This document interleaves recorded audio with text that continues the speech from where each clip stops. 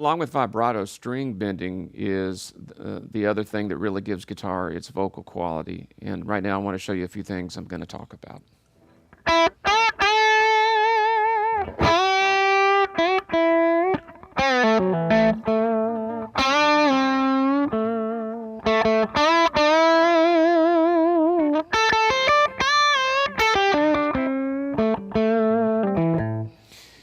So again, the real vocal quality of being able to bend up, hold a note, bend down, and also to get the notes that are in between the frets on the guitar. By that I mean, for instance, C and C sharp here.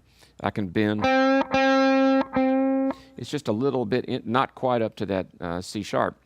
And very Albert King, even in, blues players do that all the time. And always with a good blues player, you're going to bend a little bit flat. But let me take you through the different approaches that I have. I'm going to start with the third finger first because it ties into the whole idea of having the centered, strong position of holding the instrument. Again, the thumb is up here, and I use the first and second fingers to also help give strength to the bend.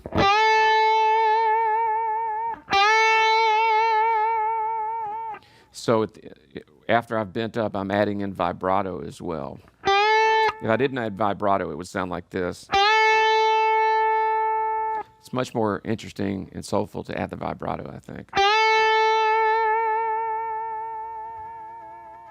But I'm getting that control from the thumb and from the two fingers behind the third finger to give me strength and really make it a much more powerful sound than if I just was, So it's real different.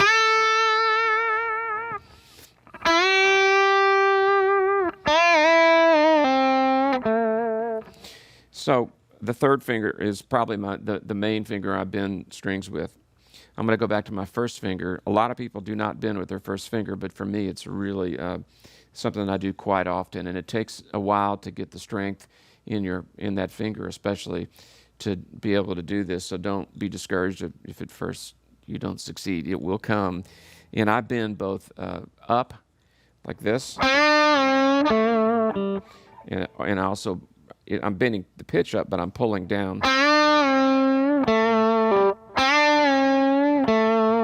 And you hear how I just did that, where I bent it up, let it come back down, and then bend up a little lower than I bent before, which is kind of an in-between blue note. Really expressive way to do things. You can do it with the more conventional bending up across the neck, or pull down and do it that way. They give a little different sound. I bend a lot with the second finger as well.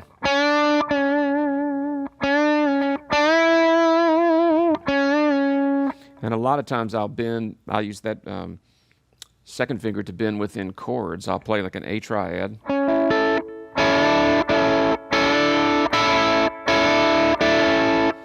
And with hybrid picking, hitting all strings at the same time.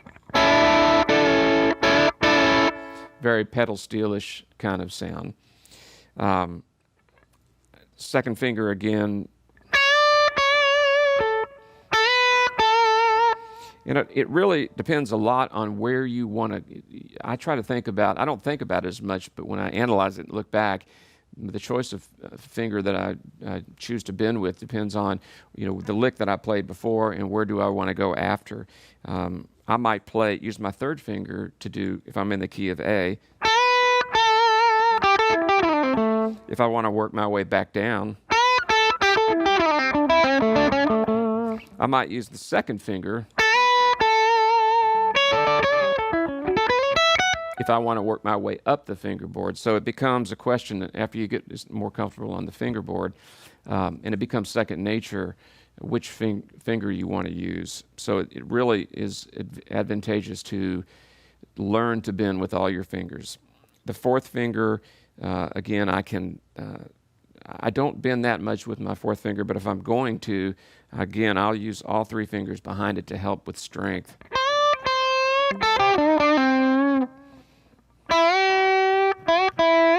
I don't use that finger very often, but it's there if I need it. I like to know that it's there.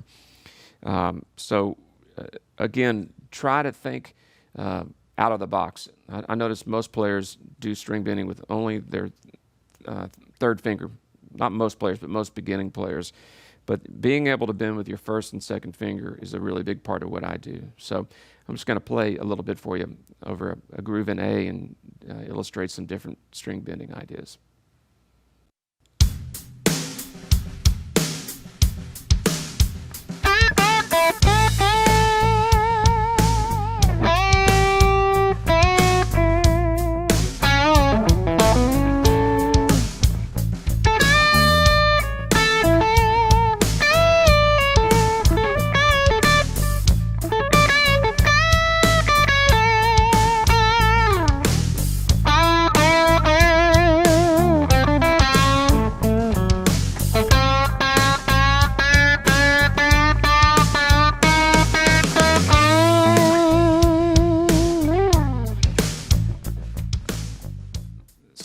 So there I showed you different ways to use especially the first, second, and third fingers.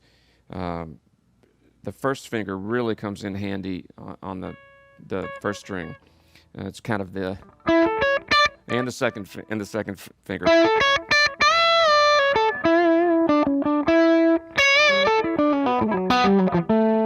To play, pentatonic licks, dicky bets, etc. Those sorts of bends come in really handy. I also showed you a bend where I pulled down. The pitch is going up, but I pulled down to illustrate the different effect that is. You get a little different vibrato when you pull down. It's very Albert King, who played upside down. That's the way his vibrato was always pulling down. It's very recognizable. So again, that's just another tool in your toolbox that you have. I also showed you the idea of milking a note, the in-between notes, where I just spent about 2 bars on one fret.